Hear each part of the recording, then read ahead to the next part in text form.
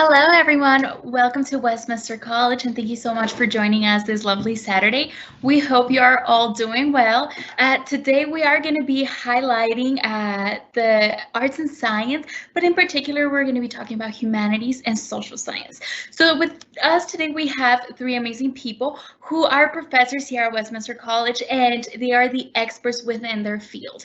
So we want to welcome them as well. Please ask as many questions as you may have. Send them our way, and at the end, we will be having a Q&A. One of the things that I also would like to highlight is that we are recording this session, so please don't be shy to ask any questions, as you can come back and refer to this video, or if you want to share with any of your friends and let them know how amazing Westminster College Arts and Science College is, you're more than welcome to do that. My name is Veronica Aguilera. I'm a first-year admissions counselor here at Westminster College, so let's go ahead and talk a little bit about our institution. So maybe you already are familiar with the liberal arts education, but in case you are not, let's just take couple seconds, and most likely I'm lying, and it'll be like a minute or two to talk about it, and then we'll go ahead and pass the time on to one of our amazing guests today. So a little bit about the liberal arts. Sometimes when I'm out talking to students about it, they say, oh, hey, liberal arts, that means that I'm going to be drawing for the next 4 years, or I need to be either a major, a theater major, music, or anything that has to do with arts, and that is not the case, my friends. So a little bit about liberal arts is that you are going to have the freedom to just explore your education, and it's going to be hands-on. And the beauty about it is that professors welcome you to challenge them. So they're not going to have a book and read about something and then that's what it is because the professor says so.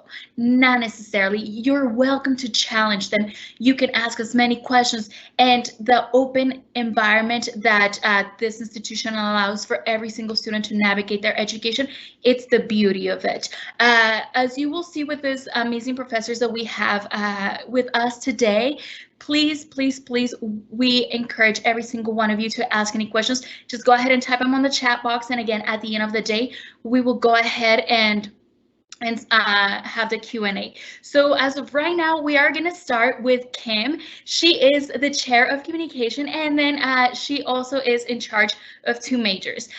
She will be able to answer any questions again at the end. So we're going to go ahead and pass the time on to her. Please ask as many questions as you may have. Take a note of the things that she has to say, as she has many amazing things to share. So thank you so much, Kim, for joining us. Oh, I'm so happy to be here. So welcome, everyone. My name is Kim Zarkin. I am the chair of the Communication and the Arts Administration programs.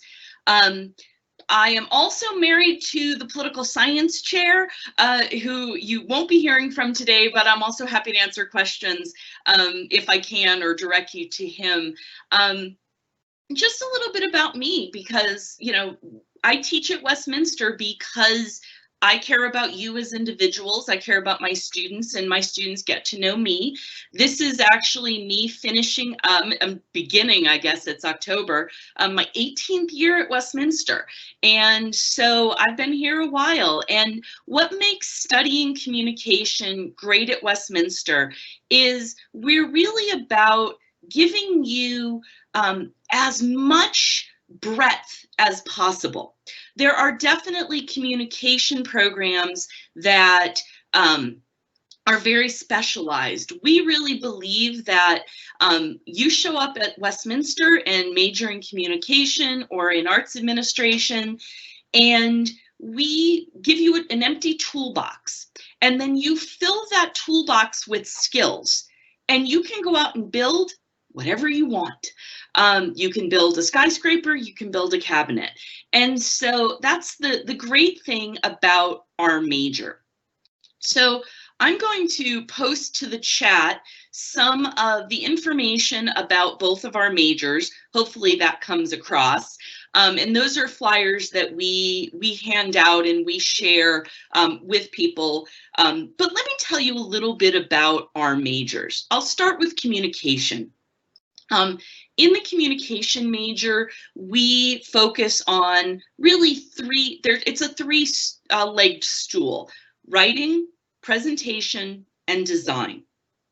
And so you're going to be doing a little bit of everything. You'll be doing a little bit of journalism, you'll be doing a little bit of professional writing, you will be doing some graphic design, and you will be doing a lot of presenting. What do we do with this degree? Well, I was thinking about how best to tell you about this, and basically what I say to people is, it's not what can you do with communication, it's what can't you do. You know, it's a little harder to become the an accountant without the communication degree, with a communication degree, but there's a lot of other things that you can do.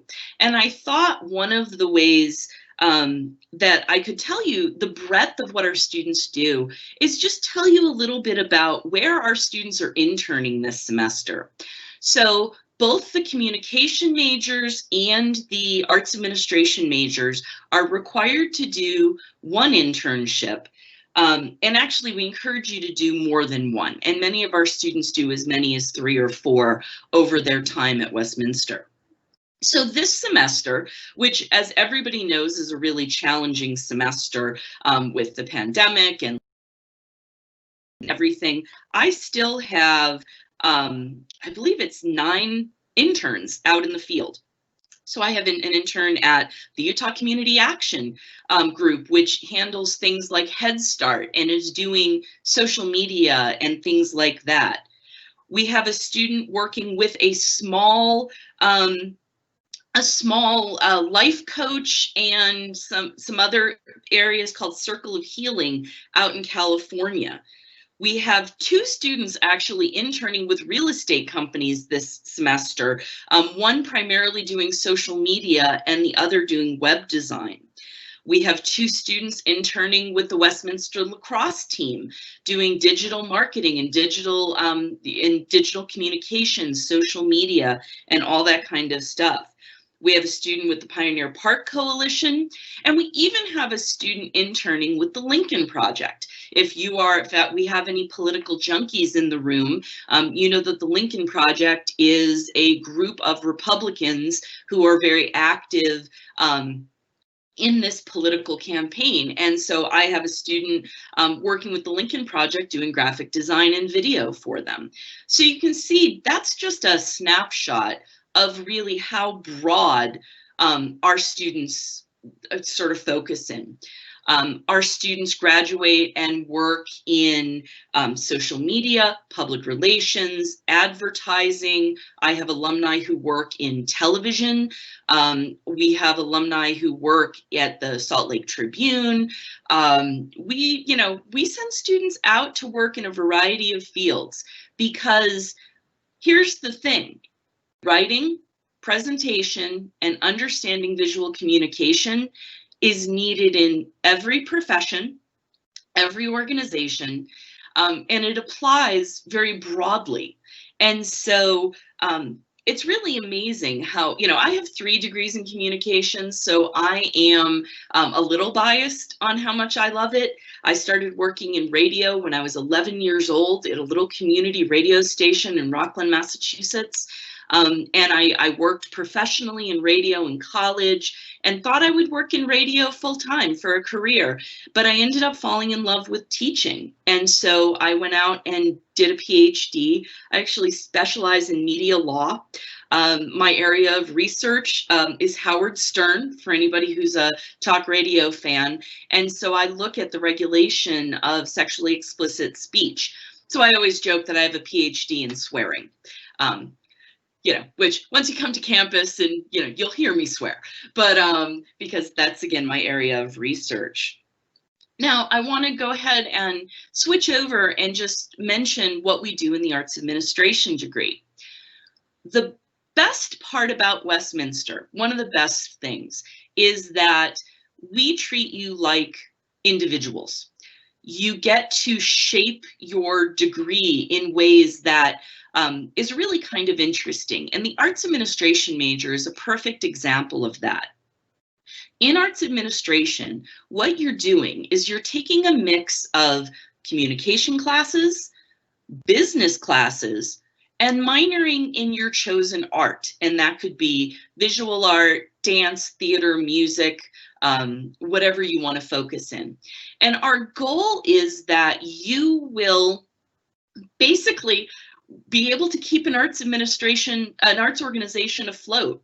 You'll be able to work at a gallery. You'd be able to do social media for the symphony, like one of our alumni currently does.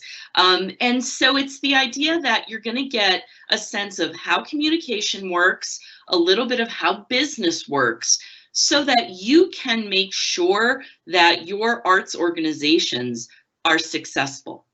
And so those 2 degrees are housed in the Department of Communication, and you will take classes from myself and my colleagues and really get a sense of how communication works. So one of the things that I joke about, there's an the old line about, does a tree fall in the woods? Does anybody hear it? And nobody's around to hear it. Did it make a sound? And that is something that, we focus on as basic a communication model as that is. We're focusing in communication and in arts administration on so much of what that means. So what am I talking about? Well, we think about encoding. How do we put together a message? And one of the things we teach you in comm is it really depends on your audience. How you talk, and this is not new information. How you text your friends and how you text your parents are probably different things. The way we hear information is very different depending on who's speaking. Maybe you take me more seriously because I have fancy letters after my name, that I have a PhD. So you're like, okay, she knows things. Maybe you take me less seriously because I don't know if you can tell, my hair is purple. It was to celebrate my birthday and I decided to do something fun. Now, you might take me more seriously because I'm somebody who appears to be younger or more in tune to thinking, or you might take me less seriously because grown-ups shouldn't have purple hair. Those questions that you're thinking about are really the kinds of stuff we do in communication. We look at, who are you talking to? What's the channel? How are you communicating? And all of that is kind of what we study. Now, being a communication professor and a professor who's been teaching for more than 25 years, I can talk forever because that, in fact, is what Westminster pays me to do. But I'm also really interested in your questions and what things I can tell you about what it means to attend Westminster, what it means to be a communication major, an arts administration major, why you should come here. I always talk to my students about how I am a New Englander born and bred. My family literally got off the Mayflower and went, that was a long trip, nobody leave. And everybody pretty much in my family lives about 50 miles from where we got off the boat in 1620, which is kind of crazy when you think about it. But I've moved to Utah to teach at a place like Westminster because the core of my identity as a professor is one-on-one mentoring. And so the notion that I will work with you to help you get out of your educational experience what you would like to get out of it. To give you an example of what that might look like. So I teach our portfolio class, and what that means is for everybody graduating with a communication or arts administration degree, you leave with a print and a web portfolio. We work on cover letters, resumes. Their interviews are coming up in a couple of weeks. And what's really interesting is this semester, I've got a whole bunch of students doing very traditional career paths, journalism, public relations, social media. But I have one student who has decided to focus on a dream of opening up her own virtual personal training. And so instead of forcing her to follow all of the um, rules of what I expect somebody who's going out on the job market to do. We've adapted her portfolio, and her portfolio will now be her personal training website. And instead of a cover letter, we're doing content on the website. And so it's a good example of how pretty much all Westminster professors are going to give you the space to define success the way that you want to define success. Another of my students, who is a graphic designer, decided she didn't want to work on her graphic design portfolio. She really wanted to work on her side hustle. And so she wanted to work on her art for commission website. And so we're building her entire website around how will people commission her to create art for them. And again, this is a really good example of what Westminster can do, and certainly what we can do in the COM program, but what Westminster in general does. So I see a question in the chat about how media law has applied to this campaigning season, or one of the most interesting things. So there was a kind of a controversy this week with, so President Trump decided not to appear at the virtual debate. The debate was moved to virtual because of COVID-19, and Trump decided not to appear. And so ABC said, all right, Joe Biden, do you want to do a town hall? It was supposed to be a town hall debate. So Biden agrees to do the town hall for ABC. So, and he had done a town hall with NBC earlier. Now, under the law, broadcast stations have to provide equal time to federal candidates. And so if you were wondering why NBC aired a town hall with President Trump at the same time as ABC was airing the town hall with Vice President Biden, it was because the Trump campaign actually asked for their equal time from earlier in the season. And so NBC, under the law, has to provide that equal time. And so that's actually how we ended up. Now, I think it was the choice of the Trump campaign to go head to head with Vice President Biden, and that was a head-to-head battle that they were hoping to win the ratings war. It didn't work out so well for the Trump campaign. About 900,000 more people were watching on ABC than watched across all of NBC's platforms. But it's an interesting thing. It's kind of, it's called Section 315 of the Communication Law. It's kind of obscure. There's not a whole bunch of us that necessarily know about it, but we saw that it mattered very much this week. Other questions that you have, like I said, I can talk forever. Veronica, are there questions that came in earlier presentations that maybe I can address here?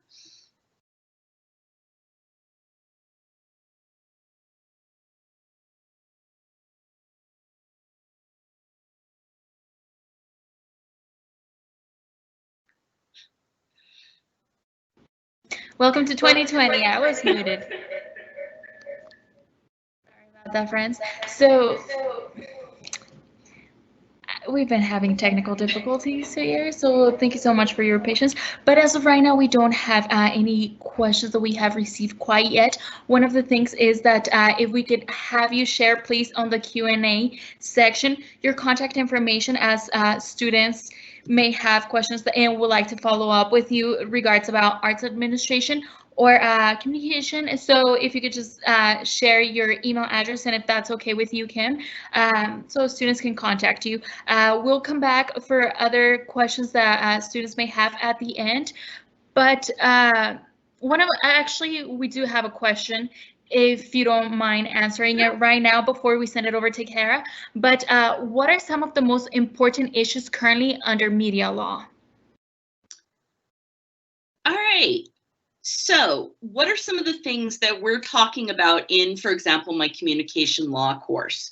Well, with the current presidential administration, President Trump is very keyed into something called libel law, which libel is a false statement that damages somebody's reputation.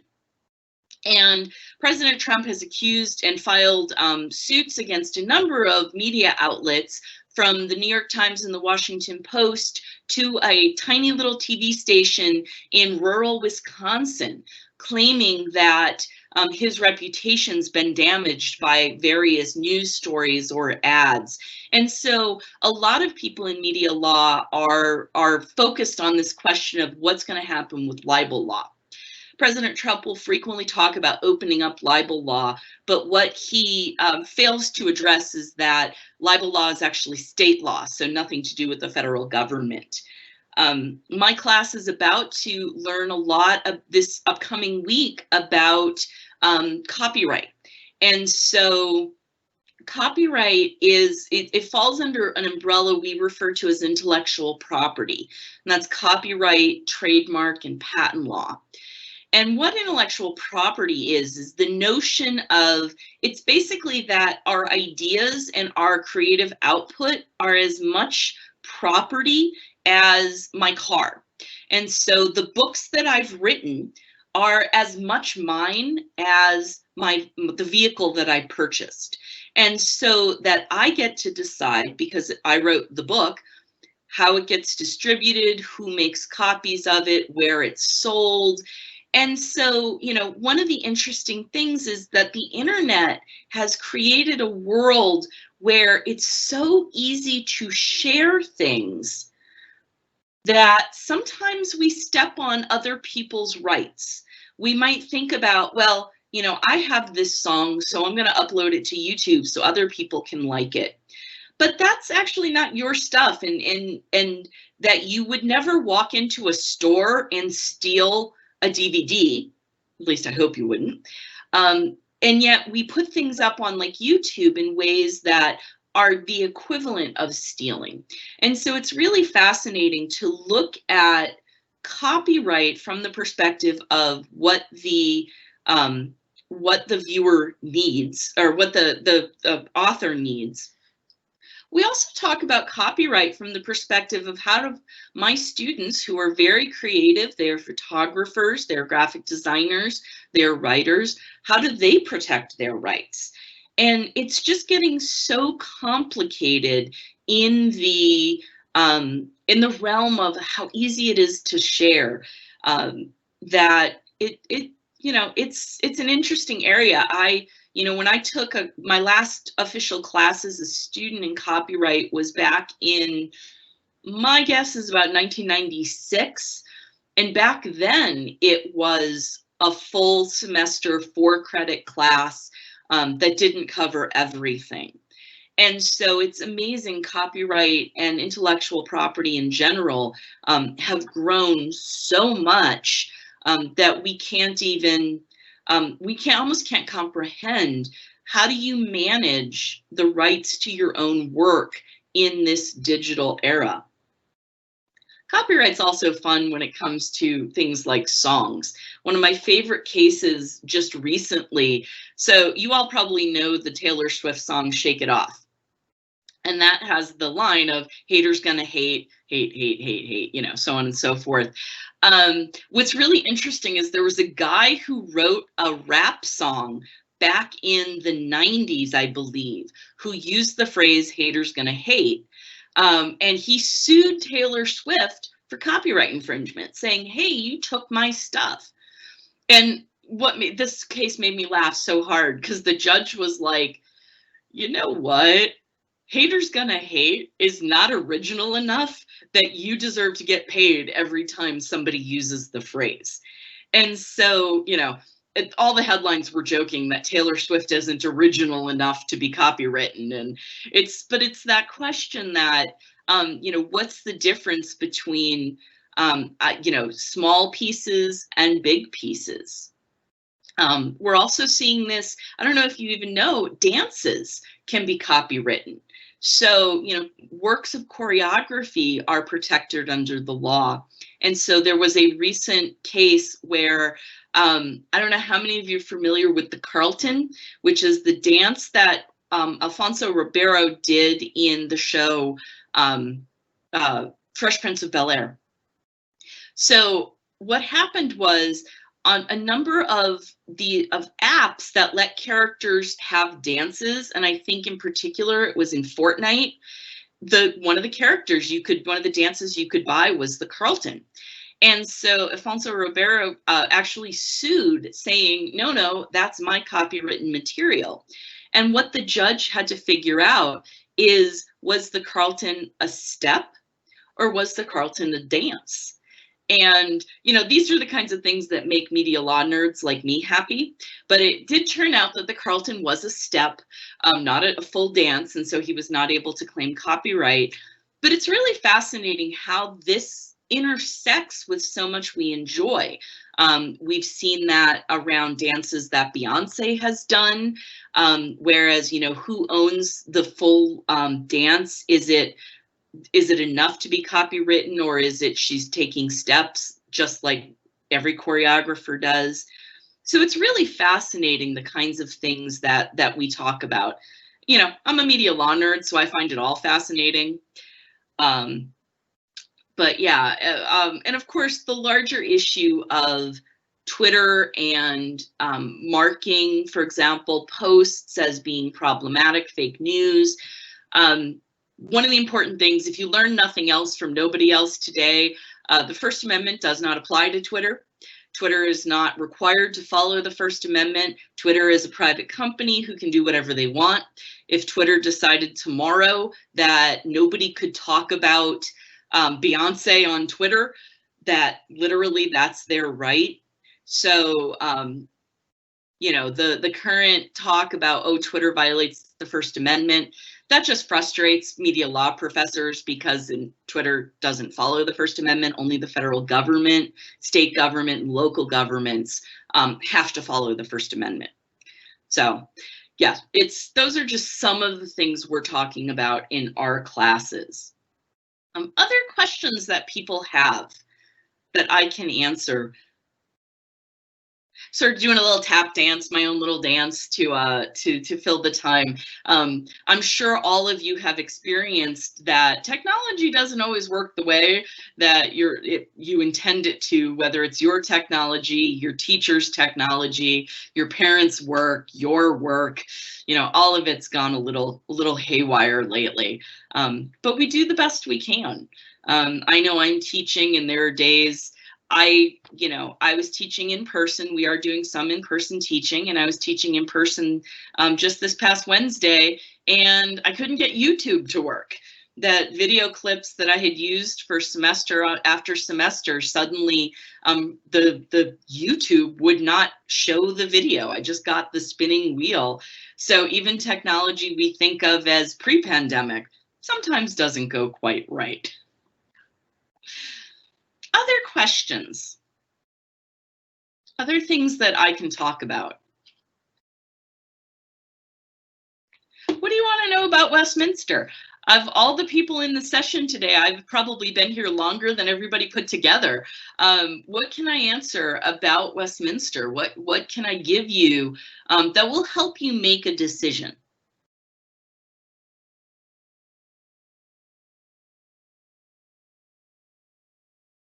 So my advice to all of you out there is, and maybe this will make the admission folks cringe a little, but here's the thing.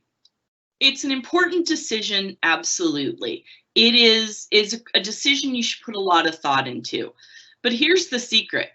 If you go to another school and you don't like it, they'll let you leave, and we'll consider your application here at Westminster. If you come to Westminster and you hate it, we don't actually tie you to the radiator. You're allowed to make that change. I transferred colleges.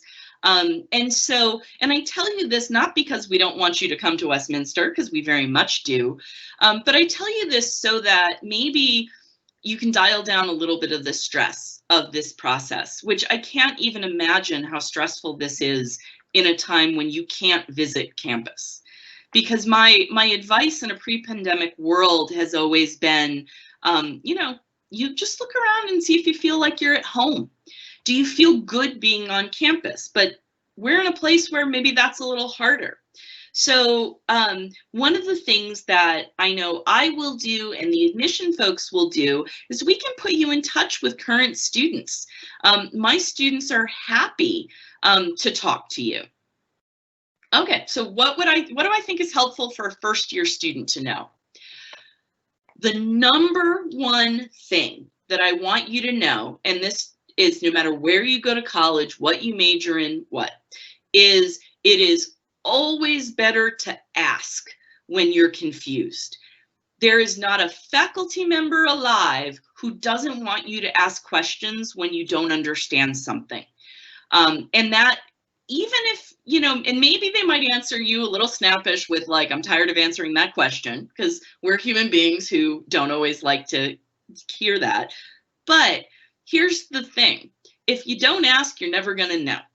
And so I would so much rather a student come to me and shoot me an email or use our learning management system and say, hey, Kim, I don't understand. Do you mean blank or blank? So a good example that I had from just an assignment that was turned in last week was a student didn't understand that they were supposed to turn in 2,400 words of a particular assignment. They thought that included the 1,200 words they had already written. And I was like, okay, so you reach out, and they turned in what ended up being half the assignment. And I was like, all right, so let's talk about why it would have been better. Because she's like, I really didn't know. And I was like, did you think about asking? Because had she sent me an email or, a message and said, or even after class said, hey, Kim, I'm confused. How many words am I supposed to turn in? That would have would have saved her a whole bunch of points that she would have gotten back. But it also wouldn't have been something that a professor will judge you for. If, I would rather you send me an email saying, I do not understand what you mean, than risk getting it wrong. Because no professor is going to judge you for asking ahead of time. We do judge you when you don't follow directions. So, asking questions is the number one thing. And anybody who teaches, especially first semester freshmen, anybody who teaches first year students knows how confusing that can be. And not everybody has the same knowledge. I was the first person in my family to go to college. So I couldn't call home and ask my dad about something because he had no idea how college worked. And I didn't have older siblings. I'm an only child. And so the only people that I had to go to, because I went to college before the internet, so there weren't even websites, because I am 1,000.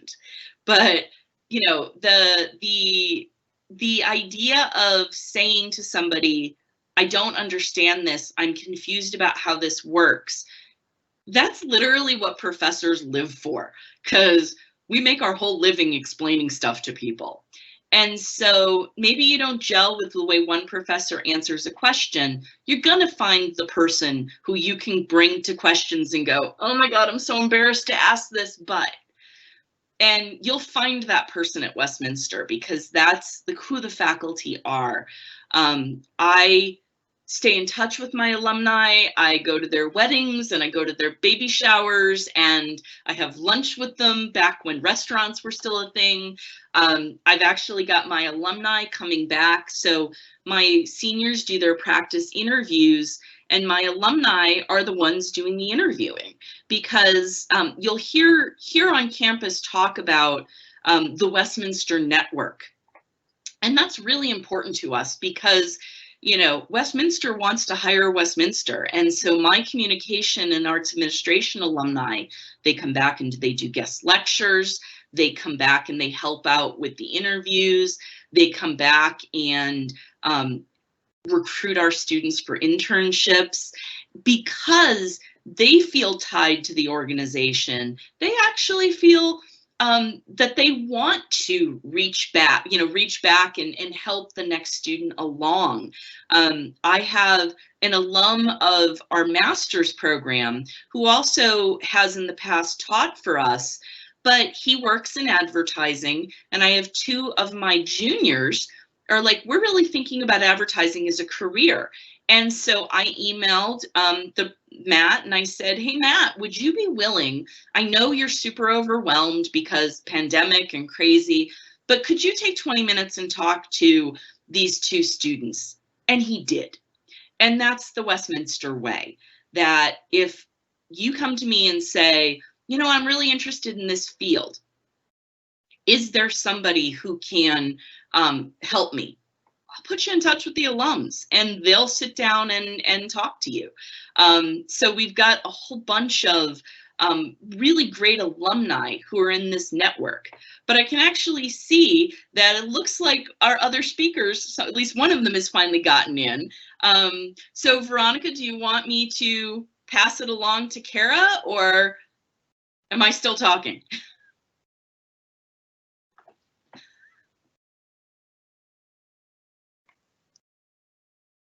Oh, you're still muted, Veronica. Yep. Thank you so much. Good old 2020 fashion. And, you know, I'm just going to take like a couple seconds here just to completely agree with Kim. I am a Westminster alumni, and the beauty of it is that professors genuinely care.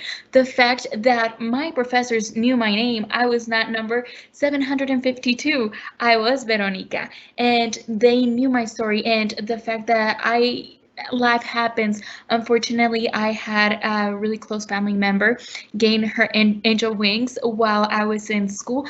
I just sent an email and I was like, hey, this just happened. And they were like, do not worry about school. School does not matter. You matter. So I agree with Kim. The fact that they are here to support you, to see you succeed, she's not lying about it. I've been there, lived through it, and they are amazing. So thank you so much, Kim, for sharing that with our students. And right now, we're going to go ahead and pass the time to Kara Barnett, and I am so sorry if I butcher your last name, but she is the Associate Professor for Philosophy. And please, friends, I encourage you to send questions. Again, feel free to use that Q&A. Kara, thank you so much for joining us this Saturday. And thank you all. Again, we just want to thank you for your patience as we're all trying to figure out this technology. 2020, may I say it one more time. Thank you, and Kara, the time is yours. Okay, so actually, Kim, I've been here for the whole time, so I saw. Yeah, so I'm Dr. Kara Barnett. I am a professor in the philosophy department. I'm a philosophy professor, but I am also the pre-law advisor, and I teach in the honors college and in the gender studies program.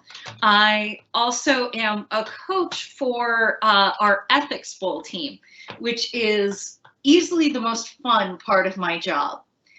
So let's see. So for me, then I want to start off with talking about what philosophy is and why actually to study it.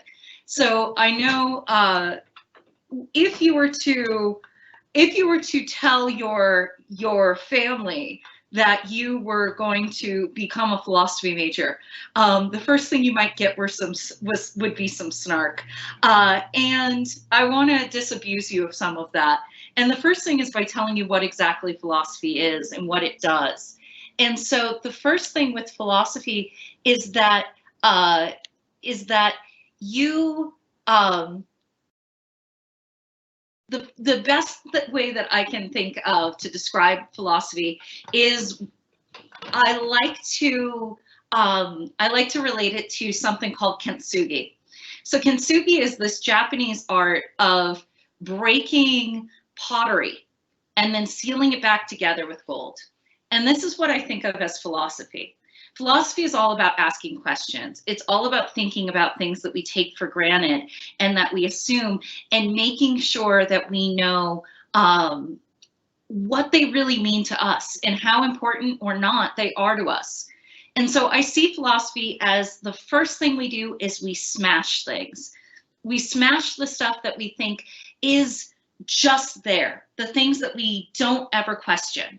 And we totally make things wobbly that we thought were completely solid. But we do this so that we can put it back together, so that we can come up with our own values, so that we can come up with our own ideas.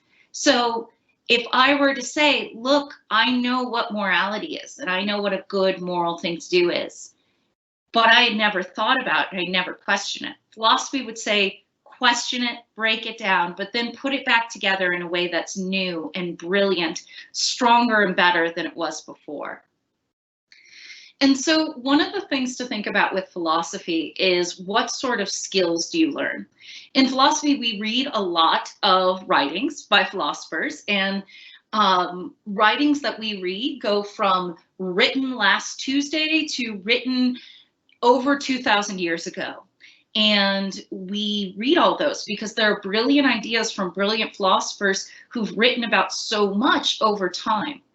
But what we also do is work on and practice 4 really important skills. And these skills are crucial, and they are at the foundation of everything we do. So the first thing is critical thinking. Critical thinking is a lot like this, the kintsugi. Critical thinking is the ways in which we figure out how to think deeper about things without taking shortcuts. Discussion skills. The way in which you have a discussion that moves beyond, let's say, a Facebook argument about who should be president. Philosophy teaches you how to think about and refer to and relate to ideas that you disagree with, and how to investigate those generously, but then also how to build a response to them that's thoughtful and earnest, but also intriguing and moves us somewhere. Reading comprehension. You do not get out of your first couple of philosophy classes without being able to be much, much better at simply understanding and thinking about what you're reading in detail. And then finally, writing. We write in philosophy quite a bit. And so philosophy majors end up leaving our philosophy major with really great writing skills. And the most important thing that we learn to do in philosophy is to go farther, to make sure that and that should be farther, not further. I do actually know this. That's embarrassing. But to make sure that we know what the next question is and what the next idea is that we want to uncover, so that we don't stay static and still. So mention that philosophy majors, or mention that I'm the pre-law advisor. And so one of the things that folks always ask me as a philosophy professor is, well, what do you actually do with a philosophy major? Well, one thing I can say is if you're someone who is at all interested in law school, you need to take philosophy. You don't necessarily need to major in it, but you should take philosophy and take a lot of it, because the things that are important in law school are all of these things: the critical thinking, the discussion, the reading comprehension, the writing. And philosophy majors do so spectacular at that. And so a lot of my former majors are lawyers now. But a lot of folks in philosophy go into so many different things. They go into education, they work for nonprofits, they can be sort of ethics professionals with companies. So for example, Google has a whole team of ethicists. Often they go into politics or public relations, human resources, or civil service, which is important because a lot of philosophers, what we want to do is we want to change the world. Philosophy is so often about taking the things you care the most about, taking the things you are passionate about, and being able to always make that better, to being able to always make that more nuanced, to always adjust it to a changing world. And so anything you want to do, if it is with passion, philosophy can become a really important part of that. So I'm not sure if I have to stop sharing my screen. Yep, I think that's what I do. So with that in mind, I'll tell you a little bit more about the specific classes that I teach before looking at the questions. I teach a lot of classes that have to do with race and gender and identity and all those things that we encounter and are so important in everyday life. One of my favorite classes to teach is the philosophy of love and sex, which I teach as a first-year learning community, so that you come in and you don't leave unless you have totally questioned what you thought love is. You've totally questioned, you know, what kind of things you think are related to sexuality and identity and all those sorts of things. And that class is my favorite, and I love all the classes I teach so much, so that says a lot. So I don't see any questions yet in the live event Q&A, but I'd like to open it up. You can ask me about philosophy. You can ask me about Westminster in general, our gender studies program. I can try to answer some questions about honors. And if you are interested in any kind of pre-law stuff, I can answer those questions too. So I know that was a long list of things. So I just got, oh, now I see some. So I'm interested in pursuing a law degree. Do I have to study philosophy or pre-law?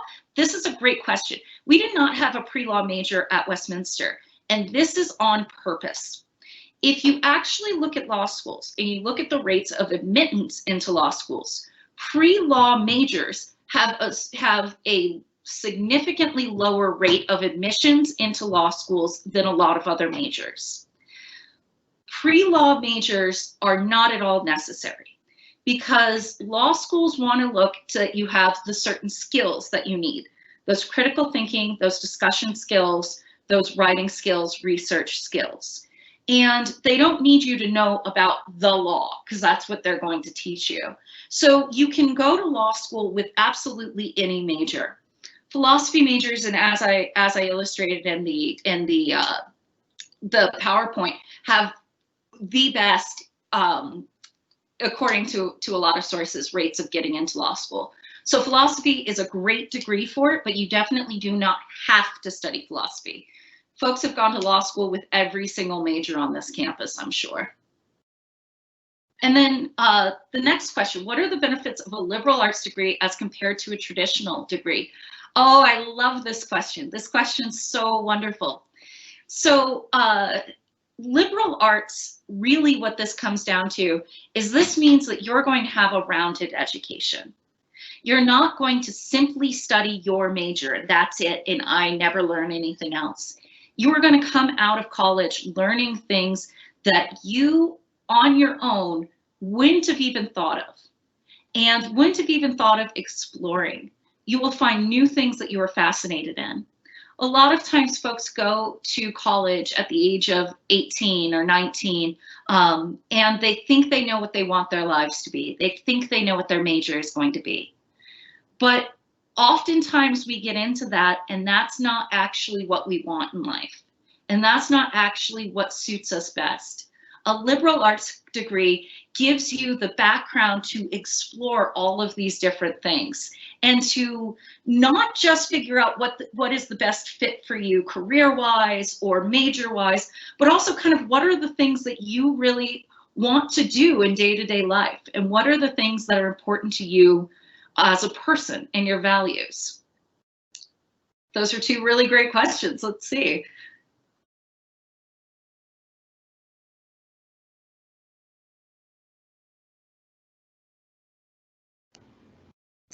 So we received other questions, and one of them was what's unique about the Honors College, and they're asking a little bit about the Honors College. So do you mind if I just give a little bit background from the admissions point, and then I just send it over to you, Kara? Yep. Okay, so the difference is when you go to a school, you're always going to have options. So speaking on the admissions standpoint, Honors is going to be an alternative route to the Westminster W Core.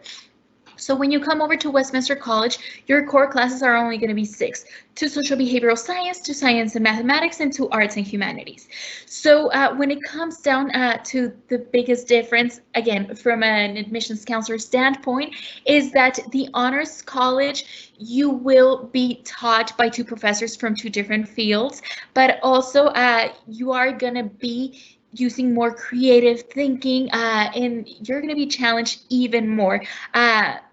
There is not going to be a price difference. That's one of the things that sometimes students worry. So there's not a price difference.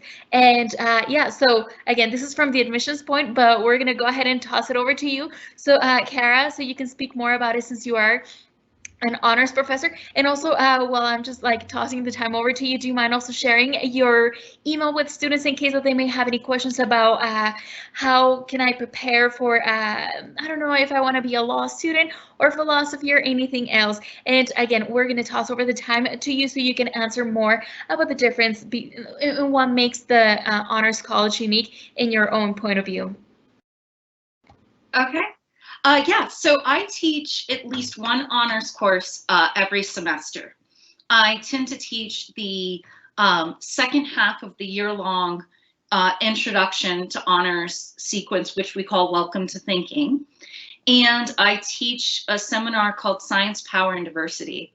And as Veronica, you already mentioned, all of the classes in honors are taught by 2 professors that we are we have teaching partners. And I know one of the things that I'm sure has y'all have all found is that when you're applying to colleges and you're looking at colleges, there's a whole bunch of new jargon and terms that fly at you. And so with honors, you'll often hear this term interdisciplinary. What that means is that classes that are designated the specific honors classes, which if you're in the honors college are not all of your classes by any means. They are some of your classes. They're a lot of your classes. But honors classes, ones that have that designation, it's not like you're taking a philosophy class or an English class or a public health class. You're taking classes that are going to touch on more than one discipline at once. So I'll give you an example of this. I teach a class called Science, Power, and Diversity. My teaching partner for that is Dr. Han Kim, who is a professor in public health. And so he talks about things like how viruses go through societies, and he talks about things like vaccines and, clean water supplies and stuff like that. And I talk about philosophy. And so we think, oh, wow, what could these 2 folks have in common? And the thing is that we have a lot, because there are things like ethical questions in public health. Do you, where do you put health resources? There are things like issues of power and race and gender with public health. Sorry, you're on mute, Veronica.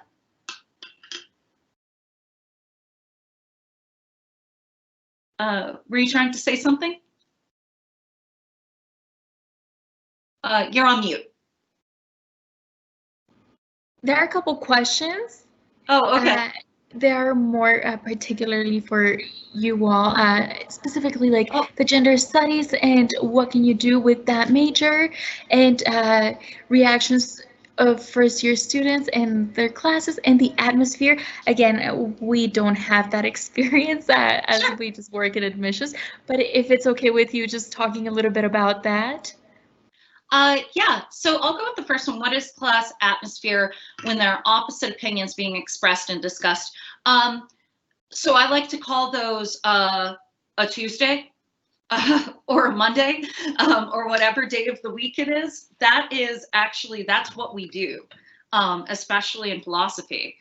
We don't discuss if we all had the same opinion. If we all thought the same thing, then the discussion would be over.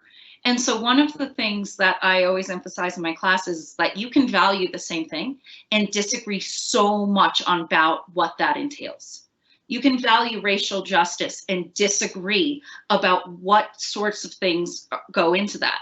You can care about you know, violence against women or something, stopping violence against women, and think lots of different things over where that goes into, what that goes into. And the class atmosphere is, we have small class sizes, and our classes tend to be, discussion tends to be what you do every day, especially in the humanities. And so we build a community where the professors don't just know your name, you know each other's names. And that makes it where when students are able to build community with each other, they're a lot more willing to disagree with each other because they trust each other. Now that, so I would say that is what it is all the time. Sometimes those can be very challenging at moments, and they can be very emotional at moments, but more often it's exciting, and it brings people together, and they realize, okay, yeah, we have differing opinions on this, but we really share this one value. What are the initial reactions of first-year students to a class like that? I assume you're talking about love and sex, maybe? I'm not sure which class you're referring to. I'll talk about with philosophy. Each student has their own reaction. In philosophy, I really like to think of like mind-blown moments. One of the best things about being in a philosophy class your very first semester is that it's a completely different way of thinking. And so there's nothing like spending 2 hours actually literally wondering if you exist, to totally just throw you on your head. And it makes for, it is the most glorious feeling. The most glorious feeling I can think of is watching students go through that. As far as philosophy of love and sex goes specifically, the reaction of first-year students is usually, that I encounter, is, oh, thank goodness I finally get to talk about this. This is a big step. This is huge. This shows I'm not in high school, but rather I'm an adult, that I'm not being told that this stuff is naughty. I'm not told that I can't say, you know, these terms that refer to our bodies or things that are just part of what people are. And it usually is a kind of sigh of relief and then just overwhelming excitement. First-year students are also often, not just in philosophy of love and sex, but in philosophy in general, some are often surprised about how much it makes them reflect on their personal life.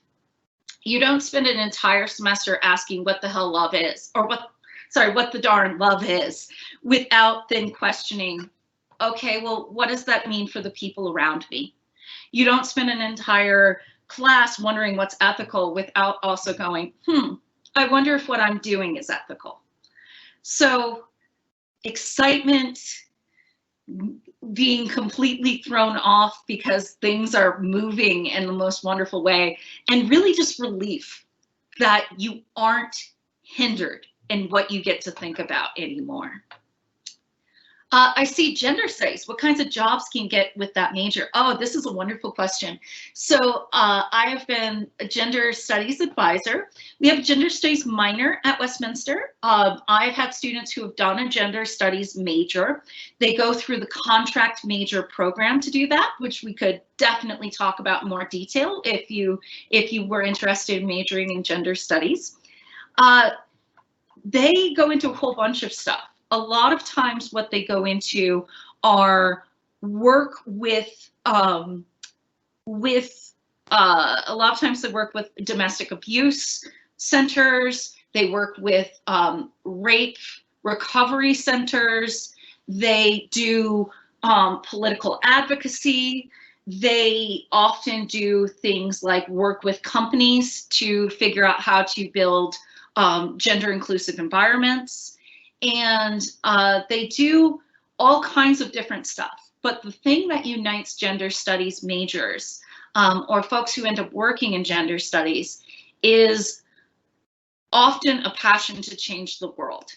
And so, and to undo what has brought about so much violence in the world today. So those are often students who end up committed to wanting to do these types of things. And so they often work in fields helping folks, especially survivors of sexual assault, especially folks who are gender minorities, or folks who are women. So great question. Are there other questions I'm not seeing? You're on mute again, Veronica. Yep. So I call Thank you. this pulling a Kara, because I do this like every single time and whenever I'm teaching class. Yeah, that's basically 2020 wrapped up with a little bow on top. It's always somebody's muted and it's like, sorry, Yeah. can't hear you. But thank you so much, Kara. Thank you so much, Kim, for sharing and all your knowledge with the students and being willing to answer any questions the students have. I know I personally appreciate them, and I personally learn a lot of things. And all of a sudden, I just want to go and crash your classes, or at least yes, right. It's like I'm just gonna go crash both of your classes and learn a little bit more. Thank you so much. I mean, I had the opportunity to learn more about gender studies. I have always been intrigued about it, but all of a sudden I'm like, I'm just gonna go and then I don't know, like dress up as a student, show up with a backpack and then snacks on my left arm and my computer on the right one and ready to just jump in and learn more about it. Oh yeah. Yeah, no, thank you so much. And friends, again, take a look at the Q&A. You have Kara's information as well as Kim's. And if you have any questions, you were able to witness, my friends, how open they are to answering any questions that you may have regarding about the honors college, philosophy, communication, arts, communication, anything that you may have questions. They are the professionals. They have all the knowledge, and as you were able to see, they're willing to share it. So please, there's that. And if you want to come over and visit Westminster, I'm going to go ahead and also just drop in the link that you can request a campus tour, but also you can see that we also have a virtual one. Whatever you want to do, please know that we are here to help you answer any questions that you may have. And thank you so much for joining us on this Saturday. Again, Kara, Kim, I cannot thank you enough for taking time of your day and helping us out. And thank you for being super flexible with this technology that we have nowadays. Thank you. I hope the rest of your day is just as lovely as this session was. Thank you, and we wish you all well. Stay safe. Thank you so much, Veronica. Thank you, everyone. Thank you. Bye-bye.